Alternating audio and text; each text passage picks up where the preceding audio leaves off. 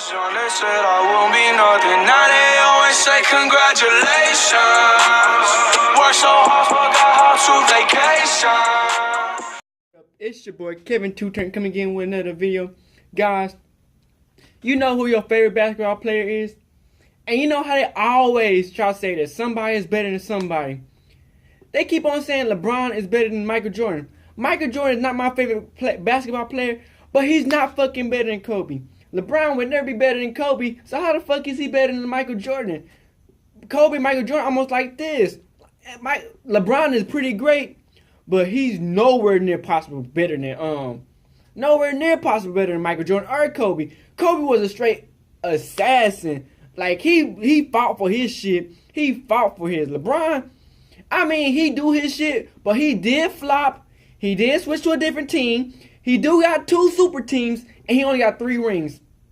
And he showed not finna win this series against Golden State. I don't even know they doing this. They got Kevin Durant too, bruh. There ain't no way they gonna be able to beat these niggas. But we finna watch this shit. It's on Stephen A. We finna see what the fuck they about to say, cause they ain't nowhere near possible that LeBron better than Kobe or Michael Jordan. Let's watch it. Let's go. Don't kill me in the comments because I'm telling the truth.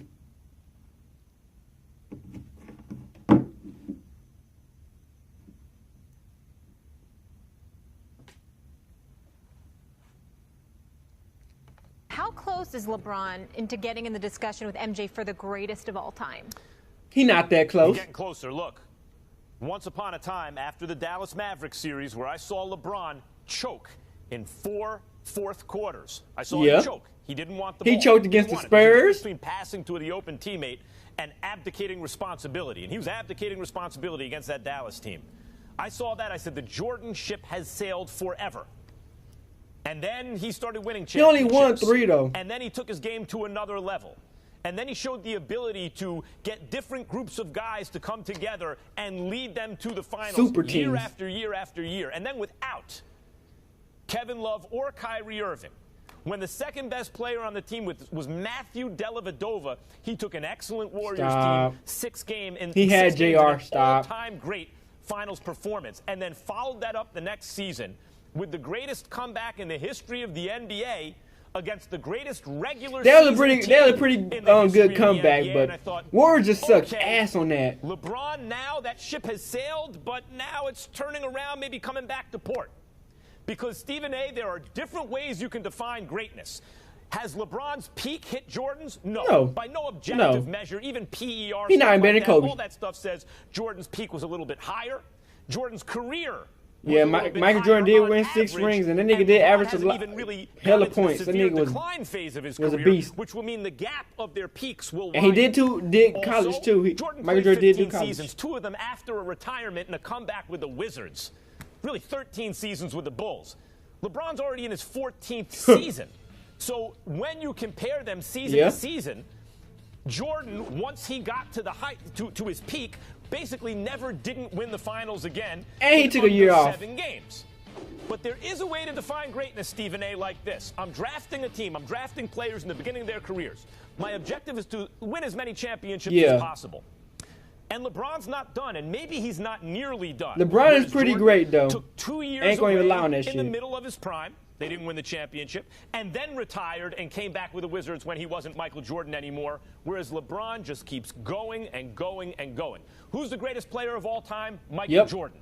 Do I think LeBron will catch him? No. But Stephen A., he has played his way back into the conversation. The conversation was over.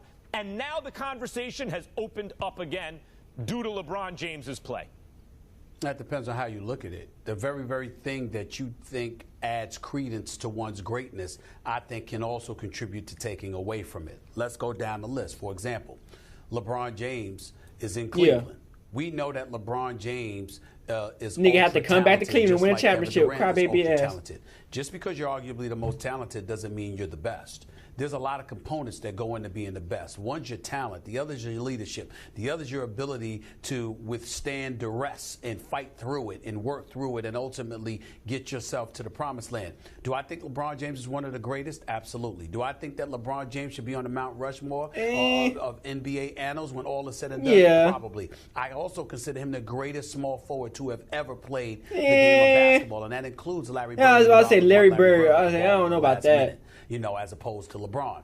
Having said all of that, here's what we have to take into consideration. LeBron leaving Cleveland to go to Miami to join two stars in times in the Chris Bosh and D. Wade.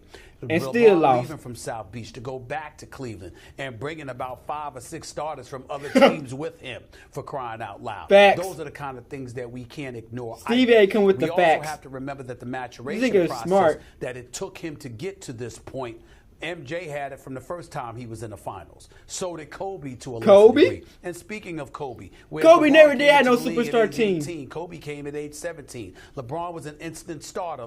Kobe Bryant was coming off the bench. LeBron James was the chosen one. Kobe was not only coming off the bench, but Kobe had to work his way up, being a 6th man and ultimately being a starter, and then being the second fiddle behind Shaquille O'Neal and adapting to all of those things before he became the man. So there's a level of duress. There's a terrain that he had to maneuver his way through in order to elevate himself to be arguably the second greatest point guard in the history of basketball, behind Michael Jordan in some people's eyes. All of those things are things that we have to take into consideration when we start talking about LeBron James being the GOAT. And also, while we keep that in mind, Max, Cash Nasty to keep on saying that he's the GOAT. Fuck no. It's not just because of LeBron James. It's because of the greatness we anticipate we will see from the Golden State Warriors. They finna kick ass. What if the Golden State Warriors get to the finals and wet the bed?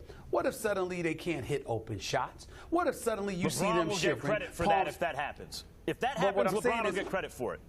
Wait a minute. Not for people who know basketball. Because if you're watching basketball and I'm watching basketball and we see palms getting sweaty, getting nervous, and backsides getting tight, and dudes getting nervous and all of this other stuff, and we see them becoming something different than we know them to be. Like Kevin Durant had to be 100%. You win or lose. It's about me watching the heat of competition, recognizing you're at your best, I'm at my best. I want to address a lot of what you said. Both of the teams blew out their second rounders.